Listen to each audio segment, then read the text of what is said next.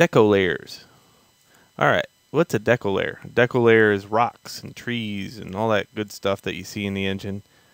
So we're going to be looking at those. First off, we have to find them.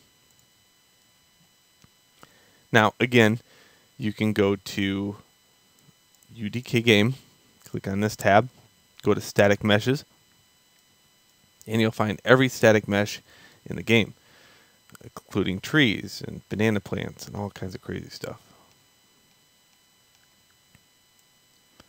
Okay.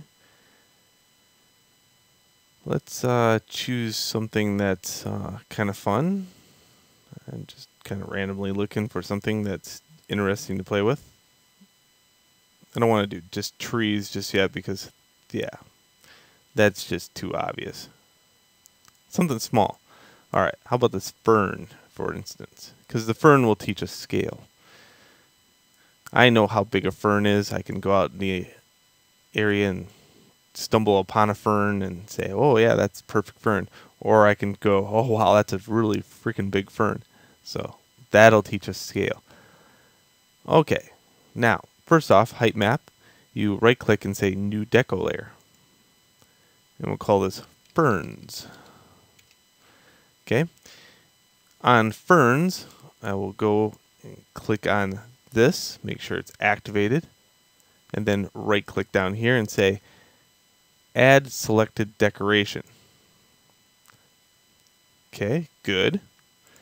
Now, we're going to look at properties for a second. So under deco layers, I have this. Click that one down, click on decorations, click that one down, and there we go. Max scale, min scale, and density. Well, what I want to do is put a 1 here, 1, and how about a 10? Okay, so min scale, max scale, density is 10, so 10 plants per 1 cubic whatever feet or whatever that is. It's probably centimeters. And then a random seed of, maybe a 5, so it rotates them around a little bit. Okay. Now, with that highlighted, this one right here, I can also make sure that if I click down here, I can highlight this one. I can say use selected. Click on my paint, hold control, and start planting. Okay, you can see that is pretty, spread out, but I just want you to paint an area because afterwards we can go back in here and say properties, and then we can tweak it out. So here we got max scale density. Now while I have this visible, I can up this and you can see that the density will appear over here also.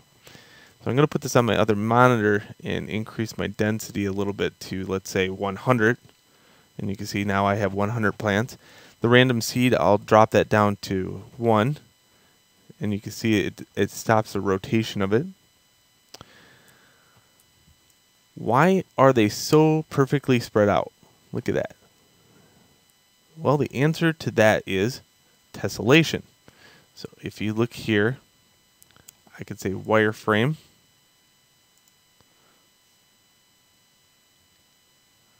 It's really hard to view the wireframe. Oh, yeah, here you go. So you can see the wireframe right here of that. If I increase the wireframe by increasing the tessellation, look, all of a sudden, I'm planting rows and crops. But things slow down quite a bit. And look how slow it gets as I start planting these.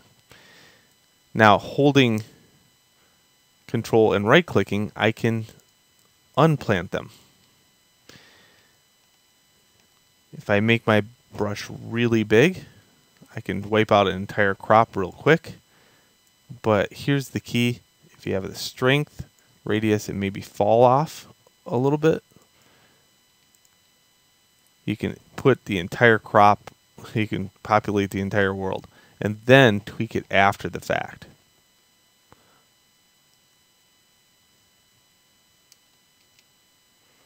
Random.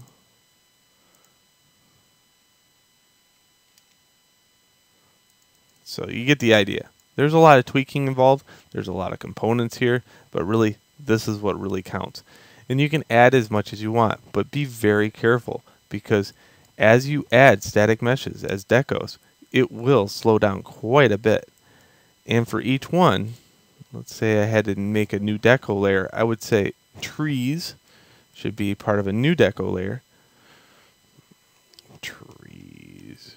Let's find a tree. Here's a tree. I can right click, new deco layer, tree,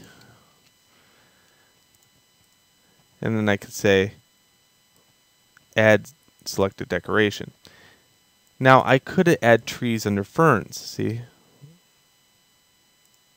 And it would have made a subcategory of trees. I don't like doing that though. I like trees as trees, plants as plants, and I'm just that way. Right click, use selected. The reason I like it that way is because now I have a different scale for those. So again, they're not going to appear until you go to properties, and now you have a new deco layer down here. These deco layers, you got 0 and 1. One's labeled ferns, one's labeled trees, but this one has its own scale factor. That's why I do the things I do. I usually just do one tree until I get the size correct. There we go. Tree. And look at the light passing through the tree. Isn't that nice?